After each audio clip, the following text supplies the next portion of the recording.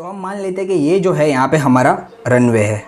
यहाँ पे मैं ड्राइंग कर रहा हूँ, ये आपको रनवे लाइन दिख रही है और ये जो है दोस्तों आईएलएस सिस्टम से आपको फ़्लाइट के ऊपर सेंटर लैंड करने में आता है। मान लीजिए अगर आपका प्लेन लेफ़्ट से आ रहा है या आपका प्लेन राइट से आ रहा है तो आईएलएस सिस्टम जो है फ़्लाइट को जो है यहाँ पे एक सीधे डायरेक्शन के अंदर लाके छोड़ देगा, यानी कि ये डायरेक्शन के ऊपर आपको यहाँ पे लैंड करना है, टच डाउन यहाँ पे करना है दोस्तों।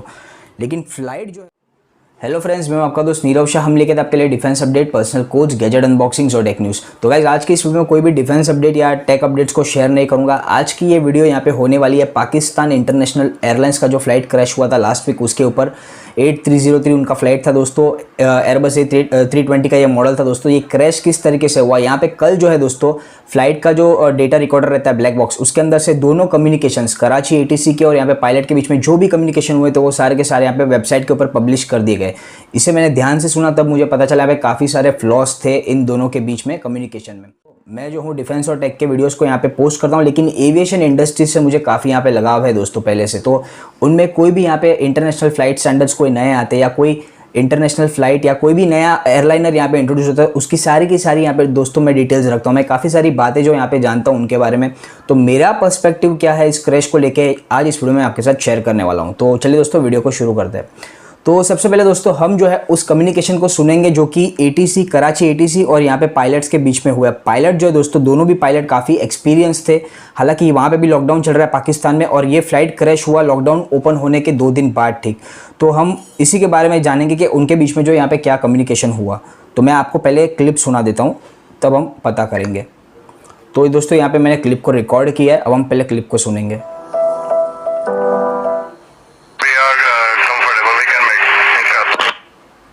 अब पायलट जो है एटीसी को ये मैसेज पास ऑन कर रहा है कि हम जो है यहाँ पे टच डाउन करने के लिए कंफर्टेबल है और हम ये कर पाएंगे।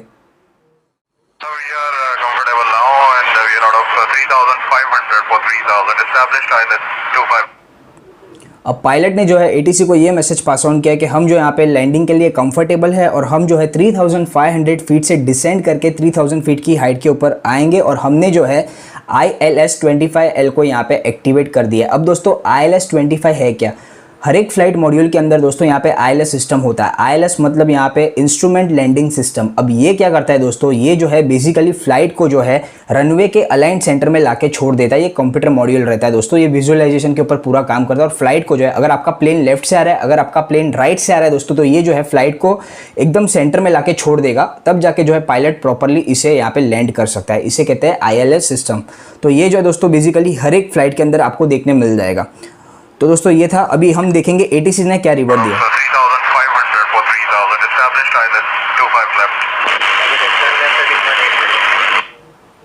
अब एटीसी से ये मैसेज आया कि आप जो है आपके फ्लाइट को जो है लेफ्ट की ओर टर्न कीजिए और आप जो है ILS-25L को यहाँ पे एस्टेब्लिश कीजिए। अब कराची एयरपोर्ट के ऊपर यहाँ पे दोस्तों बेसिकली 2 रनवेज है, पहला है 25L, दूसरा है 25R राइट। तो इनको जो है दोस्तों 25L के ऊपर फ्लाइट को लैंड करवाना था और उन्हें जो है एटीसी से क्लियरेंस मिल गया था लेफ्ट लेने के लिए, यानी कि वो जो है 25L रनवे के ऊपर यहाँ पे अप्रोच करने वाले थे टच डाउन के लिए।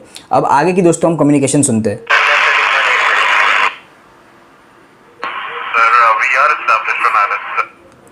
अब पायलट ने ये कहा, सुनिए,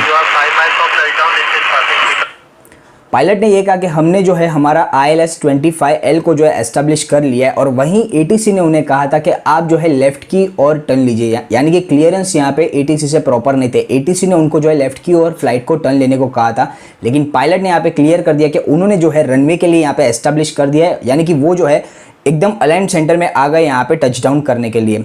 और उसके बाद जो है मैसेज आया एटीसी से कि आप जो है ILS-25L के ऊपर यहाँ पे टच डाउन करने के लिए आपकी हाइट जो है काफ़ी हाई है, आप जो है 3500 फीट की हाइट के ऊपर फिलहाल यहाँ पे एल्टीट्यूड के ऊपर आप उड़ रहे हो। अब दोस्तों बेसिकली मैं आपको एक और चीज़ बताता हूँ, कोई भी फ्लाइट जो अगर कोई भी रनवे के ऊपर टच डाउन करता है तो ये दोस्तों इंटरनेशनल एविएशन स्टैंडर्ड्स के तहत उन्हें जो है उनकी फ्लाइट को अगर रनवे से अगर फ्लाइट 6 माइल दूर है तो उन्हें जो है कंपलसरी यहाँ पे 2000 फीट के एल्टीट्यूड के ऊपर यहाँ पे आना कंपलसरी है। जबकि पाकिस्तान एयरलाइंस की फ्लाइट जो थी दोस्तों वो 6 माइल के ऊपर 3500 फीट के ऊपर असेंड कर रही थी। तो मान लीजिए अगर ये आपकी फ्लाइट की हाइट है 3500 फीट और ये आपका यहाँ पे रनवे है, तो अगर ये लैंड करता है दोस्तों तो उसे जो है 6 माइल के ऊपर 2000 फीट की हाइट के ऊपर होना चाहिए, यानी कि यहाँ पे तब जाके वो जो है टच डाउन प्रॉपर कर देगा। लेकिन पाकिस्तान इंटरनेशनल एयरलाइंस की फ्लाइट जो थी 3500 फीट के ऊपर थी, यानी कि काफ़ी हाई थी। अगर ये टच डाउन करता दोस्तों तो वो रनवे को एक्सीड कर जाता और काफ़ी आगे यहाँ पे टच डाउन करता दोस्तों। तो अभी आगे की कम्युनिकेशन सुनते दोस्तों, आगे यहाँ पे क्या डिस्कशन हुआ।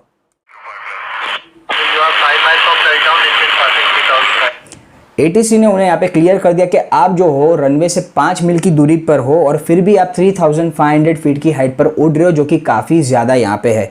अब पायलट क्या रिस्पॉन्ड करते हैं वो सुनते हैं।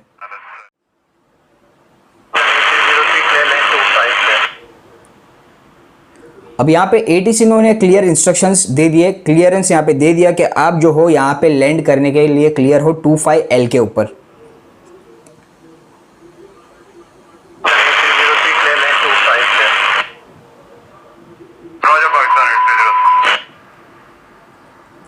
यहाँ पे दोस्तों पायलट रिवर्ट देता है रॉजर PIA 8308, यानी कि उन्होंने क्लियरेंस को एक्सेप्ट कर लिया। वो जो है 25L रनवे के ऊपर उनका फ्लाइट को यहाँ पे लैंड करेंगे। अब आगे का कम्युनिकेशन सुनते हैं दोस्तों।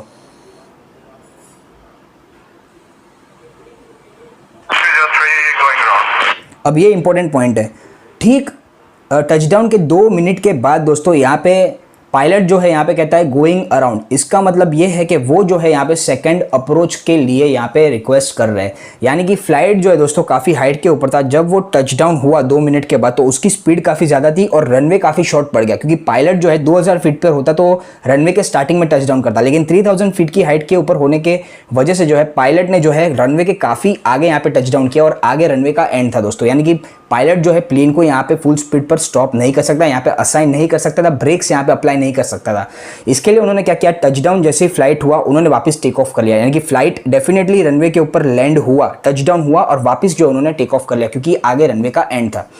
तो यहाँ पे दोस्तों उन्होंने सेकंड अप्रोच के लिए रिक्वेस्ट की। अब आगे ATC यहाँ पे क्या कम्युनिकेशन करता है वो हम सुनेंगे। अब यहाँ पे पायलट यहाँ पे ये रिक्वेस्ट करता है, we would like to come again for ILS 25L। हमने जो है एक बार ट्राई किया, अब हम सेकंड अप्रोच के लिए यहाँ पे ट्राई करने जा रहे हैं।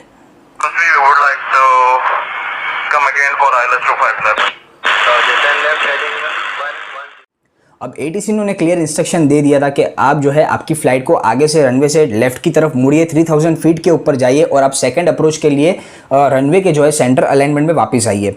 अब आगे जो है यहाँ पे पाकिस्तान के पायलट्स यहाँ पे कंफर्म किया कि हम जो है लेफ्ट की ओर यहाँ पे बढ़ रहे हैं।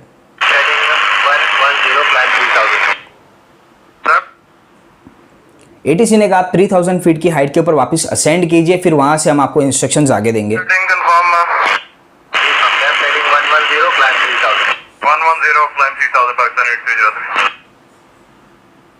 1 मिनट के बाद दोस्तों क्या हुआ वो सुनिए। 3000 फीट की हाइट मेंटेन करने का था, लेकिन यहाँ पे पायलट ने जो है पाकिस्तान इंटरनेशनल एयरलाइंस के पायलट ने जो है 2000 फीट की हाइट क्रॉस कर दी, उनका एल्टीट्यूड 1000 फीट से यहाँ पे डिसेंड हो गया।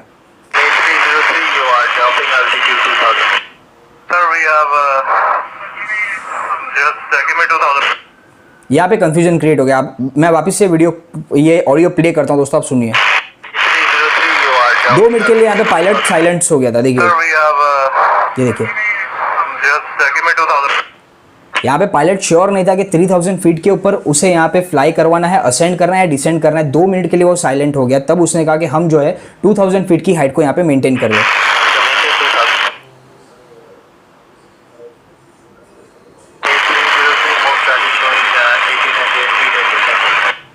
अब यहाँ पे प्रॉब्लम शुरू हो गया। फ्लाइट डेटा के अंदर दोस्तों यहाँ पे फ्लाइट कंप्यूटर ने वार्निंग दे दी कि आप जो है 1800 फीट की हाइट के ऊपर आ गए हो, यानी कि फ्लाइट डेटा जो था दोस्तों उनका कंप्यूटर सिस्टम था वो उन्हें यहाँ पे गलत यहाँ पे मैसेज पास कर रहा था। 2000 फीट की हाइट के ऊपर होने के बावजूद जो है दोस्तों फ्लाइट डेटा उन्हें बता रहा था कि आप जो है 1800 फीट की हाइट के ऊपर उड़ रहे हो, यानी कि आप काफ़ी लो उड़ रहे हो।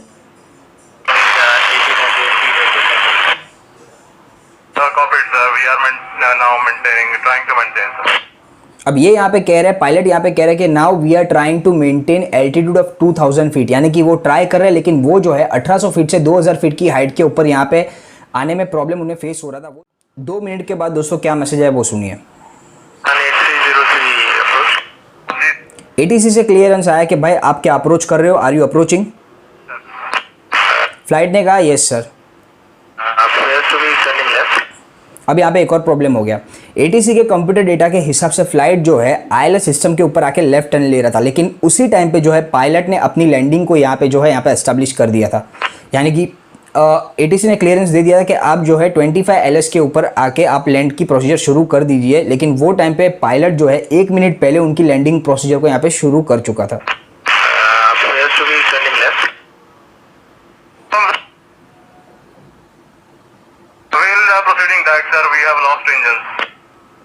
पायलट यहाँ पे ये कहता है हमने अपनी दोनों इंजन्स को लॉस कर दिया, हम लोग जो है डायरेक्ट रनवे के ऊपर लैंड के लिए यहाँ पे अप्रोच करें विदाउट वेस्टिंग एनी टाइम। अभी एटीसी ये कंफर्म कर रहा है कि आप जो यहाँ पे बेली लैंडिंग नहीं कर रहे, आप कंफर्म कीजिए। बेली लैंडिंग मतलब फ्लाइट जब भी रनवे के ऊपर लैंड होता है, इमरजेंसी लैंडिंग फ्लाइट की होती है। बेली लैंडिंग मतलब जो फ्लाइट का टेल रहता है दोस्तों वो हिल के यहाँ पे लैंड होता है, इसे बेली लैंडिंग कहते हैं। ये जो दोस्तों एक one of the dangerous landing में से एक माना जाता है, क्योंकि सामने से एयर का फ्लो इतना रहता है और फ्लाइट की स्पीड रहती है, दोनों को मेंटेन करने के बाद जो है फ्लाइट का पीछे का जो पार्ट रहता है टेल वो यहाँ पे हिलने लगता है दोस्तों। तो बेली लैंडिंग की वजह से फ्लाइट जो है रनवे के बाहर भी क्रैश कर सकता है। तो यहाँ पे एटीसी ने यही कंफर्म करा था, आप बेली लैंडिंग तो यहाँ पे नहीं करने वाले, क्योंकि बेली लैंडिंग कभी भी करते हैं तो यहाँ पे काफ़ी सारे जो है सेफ्टी मेजर्स यहाँ पे लेने पड़ते हैं। फायर ब्रिगेड की गाड़ी जो है दोस्तों वहाँ पे इमरजेंसी वहाँ पे पहुँच जाती है, वो सब होता है दोस्तों।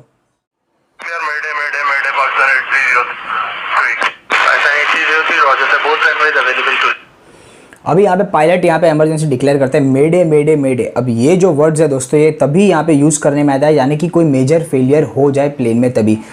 मैंने जो है दोस्तों इस ऑडियो रिकॉर्डिंग को काफ़ी ध्यान से सुना है। जब ये ऑडियो रिकॉर्डिंग चल रहा था तो पीछे जो है आवाज़ में बीप बीप बीप करके 3 बार यहाँ पे इंजन से साउंड यहाँ पे प्रोड्यूस हुआ। अब ये बीप साउंड जो है दोस्तों कंप्यूटर सिस्टम में तभी प्रोड्यूस होता है जब आपके फ्लाइट में जो है यहाँ पे मेजर कोई फेलियर हो जाए।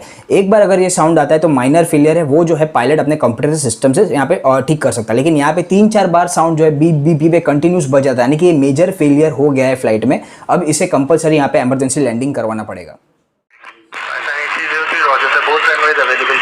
एटीसी ने क्लियर कर दिया कि आपके लिए दोनों रनवेज को हमने यहाँ पे अवेलेबल कर दिया, आप जो भी बेस्ट पॉसिबल है आप कोई भी रनवे के ऊपर यहाँ पे फ्लाइट को लैंड करवा दीजिए। और ये दोस्तों उसका सीसीटीवी फुटेज था जब फ्लाइट क्रैश हुआ। ये देखिए ये प्लेन यहाँ से आया और ये प्लेन यहाँ पे क्रैश हो गया आगे। तो ये तो दोस्तों रेसिडेंशियल एरिया में प्लेन ने क्रैश किया, रनवे से दोस्तों थोड़ा ये फ्लाइट दूर था और क्रैश हो गया। और स्पीड की बात करूँ 200 माइल्स पर आवर की इसकी स्पीड थी। अब दोस्तों मैं आपको आईएलएस के बारे में कुछ बताऊंगा, क्योंकि फ्लाइट के अंदर काफ़ी सारे कंप्यूटर सिस्टम्स होते हैं। एयरबस A320 एक ऐसा प्लेन है जिसके अंदर आपको टोटल 8 कंप्यूटर सिस्टम मिलते हैं, 8 फ्लाइट कंट्रोल कंप्यूटर्स है।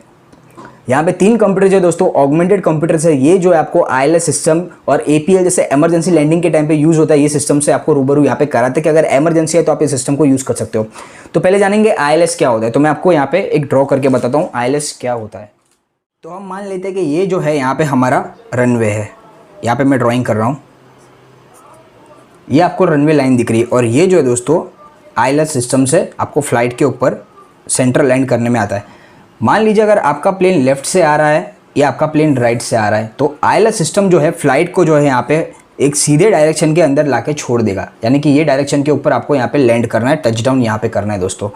लेकिन फ्लाइट जो है दोस्तों 8303 जब फ्लाइट उड़ रहा था वो 6 माइल से दोस्तों यहाँ पे 3500 फीट के ऊपर था, जबकि उसे यहाँ पे होना चाहिए था 2000 फीट की हाइट के ऊपर, यानी कि नीचे थोड़ा होना चाहिए था।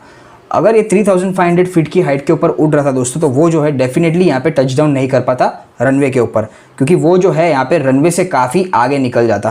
और 2000 फीट की अगर हाइट पे होता दोस्तों तो वो जो है यहाँ पे प्रॉपर वे में टचडाउन करता और वो इजीली यहाँ पे लैंड कर लेता।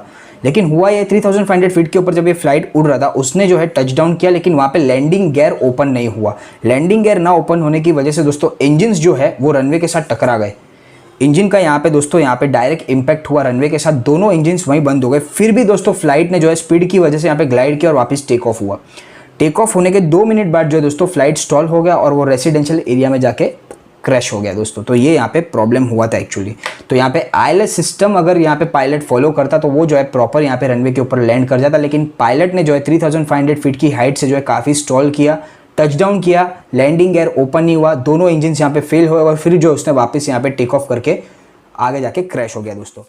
तो बेसिकली दोस्तों ये हुआ था एक्चुअल में, ये जो दोस्तों मिसकम्युनिकेशन था मैं अगर कहूँ तो एटीसी और पायलट के बीच में, क्योंकि जनरली कभी भी इमरजेंसी लैंडिंग की जाती है तो उस केस में प्लेन की स्पीड के ऊपर जो दोस्तों काफ़ी ध्यान दिया जाता है, क्योंकि इमरजेंसी लैंडिंग के टाइम पे काफ़ी सारे फेलियर हो सकते हैं। जैसे कि बड़ा फेलियर है, इंजन फेल हो गया दोस्तों, इंजन फेलियर के टाइम पे काफ़ी सारे सेफ्टी प्रिकॉशंस लिए जाते हैं। यहाँ पे एटीसी ने एक अच्छा प्रिकॉशन लिया, उन्होंने जो दोनों के दोनों रनवेज को खाली कर दिया और दोनों रनवेज को यहाँ पे प्लेन को लैंड करवाने के लिए अवेलेबल कर दिया। लेकिन अनफॉर्चुनेटली प्लेन की स्पीड इतनी ज़्यादा थी कि उसने टचडाउन किया और वो वापस यहाँ पे उड़ा। लेकिन अगर लैंडिंग गियर ओपन होता दोस्तों तो मे बी पायलट जो है इमरजेंसी ब्रेक्स को अप्लाई करके जो है रनवे के आगे थोड़ा फ्लाइट को यहाँ पे रोक सकते थे, तब जो है दोस्तों इतनी बड़ी यहाँ पे जाने नहीं जाती। यहाँ पे दोस्तों 97 लोग की यहाँ पे मौत हो गई, 99 लोग ऑन बोर्ड थे, उसमें से 2 जन यहाँ पे सेफली बच गए। अगर प्लेन के लैंडिंग होने के टाइम पे अगर लैंडिंग गियर ओपन हो जाता दोस्तों तो पायलट जो है शायद इमरजेंसी ब्रेक्स को अप्लाई करके प्लेन को वहीं पे रोक सकता था। हालांकि ये जो है उसकी स्पीड काफ़ी ज़्यादा थी, 200 माइल्स पर आवर की स्पीड है एयरबस 320 की, दोनों इंजन्स की दोस्तों।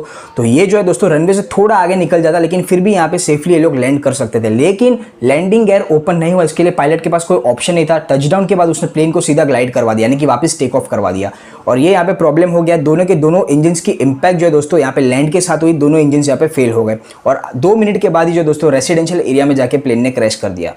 तो दोस्तों एक काफ़ी बड़ा यहाँ पे ग्लिच था दोनों के बीच में। अगर मैं कहूँ तो एटीसी के बीच में भी यहाँ पे काफ़ी सारी प्रॉब्लम्स थी कम्युनिकेशन में, और यहाँ पे पायलट के साइड से भी दोस्तों काफ़ी सारे यहाँ पे ह्यूमन एरर्स थे।